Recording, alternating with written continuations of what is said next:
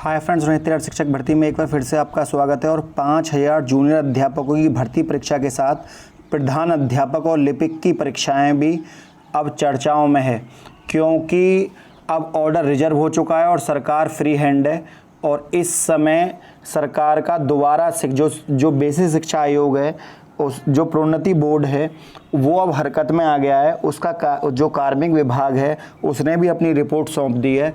और जो पीएनपी है वो माध्यमिक शिक्षा परिषद का एक दोबारा से गठन करेगा और गठन के तुरंत बाद ये वैकेंसी आने वाली हैं। चलिए देखते हैं अपडेट में।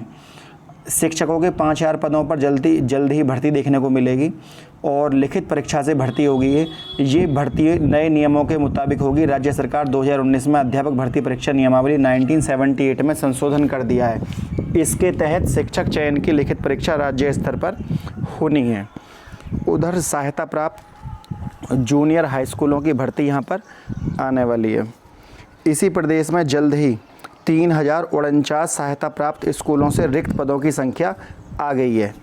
उत्तर प्रदेश शिक्षा विभाग, उत्तर प्रदेश 3049 सहायता प्राप्त स्कूलों से रिक्त पदों की संख्या आ गई है। उत्तर प्रदेश शिक्षा विभाग चयन आयोग के गठन के बाद सबसे पहले यहाँ भर्ती पूरी करेगा। तो सबसे पहले उत्तर प्रदेश शिक्षा सेवा चयन आयोग का गठन किया जाएगा, उसके बाद ये भर्ती निकलेगी। इसमें 1065 जो वैकेंसी हैं वो हेड मास्टर की हैं, 4006 पद सहायक अध्यापकों के हैं और 721 जो है वो 4th ग्रेड मतलब लिपिक के पद हैं। ये तो आयोग के सब चीज़ें नॉलेज में हैं। इधर आप देख सकते हैं ये भर्ती नए नियमों के मुताबिक होंगी। राज्य सरकार ने 2019 में अध्यापक भर्ती नियमावली 1978 में संशोधन कर दिया है। इसके तहत शिक्षक चयन की लिखित परीक्षा राज्य स्तर पर होनी है। प्रधान अध्यापक, सहायक अध्यापक में अर्हता में भी जो एलिजिबिलिटी है सिलेक्शन की, उसमें बदलाव हो चुका है। और साथ ही चयन परिषदीय शिक्षकों की तरह गुणांक के आधार पर यहाँ पर होना है। और इम्पोर्टेंट बात यह है कि कल जो 73 शिक्षक भर्ती हुई थी, उस पर हरीश साल्वे ने बहुत बड़ा बयान दिया है। भारत के एशिया के टॉप सीनियर वकील में गिने जाते हैं और बच्चों की शिक्षा की किसी को परवाह ही नहीं है, क्योंकि इन्होंने एक बहुत अच्छा बयान दिया था। कल इन्होंने कहा था कि जो रियासत है, तो जो रियासत ने जो शिक्षकों के पद हैं वो फ्री में बांट दिए और बिना किसी परीक्षा के। तो अब उसके ऊपर चर्चा चल रही है, लेकिन ये अधिकार केवल बच्चों का है। उनका मानना यह है कि बच्चों के लिए जो भी चीज़ बेस्ट होगी वो करना चाहिए, ये शासन का कार्य है, ना कि ये देखना कि किसको सिलेक्शन मिले।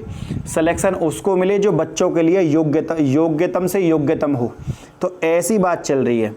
और उत्तर प्रदेश में 69 सहायक भर्ती परीक्षा के मामले पर सुप्रीम कोर्ट के वरिष्ठ वकील हरीश साल्वे ने कहा कि यह दुखद है कि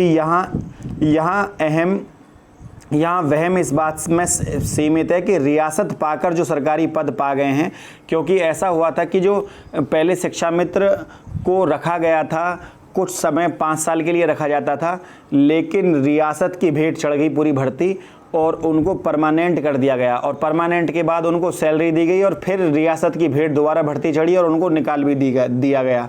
तो ये खेल होता है बच्चों के साथ, इस तरह के कार्य नहीं होने चाहिए।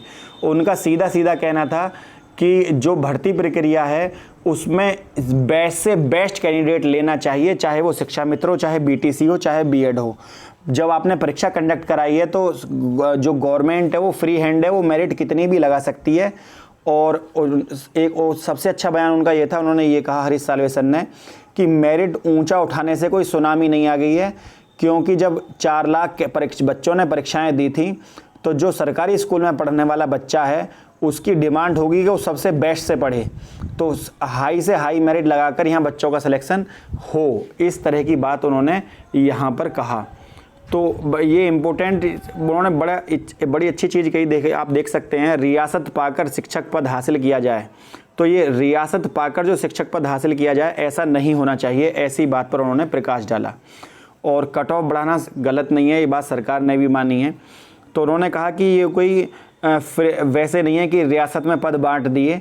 जो पढ़ने वाला बच्चा है ये उसका अधिकार है, शिक्षा का अधिकार ये कहता है कि सबसे बेस्ट कैंडिडेट से बच्चा वो पढ़े। और यही अपडेट थी। तो अब आप तैयारी कर लीजिए जूनियर अध्यापक भर्तियों की, क्योंकि ये सहायक अध्यापक के पदों पर जल्द ही वैकेंसी आपको देखने के लिए मिलेगी और सरकार पूरी तरह से हरकत में। फ्रेंड, यदि वीडियो आपको अच्छी लगी तो वीडियो को लाइक शेयर, चैनल को सब्सक्राइब करना ना भूलें। आज के लिए इतना ही। जय हिंद, जय भारत।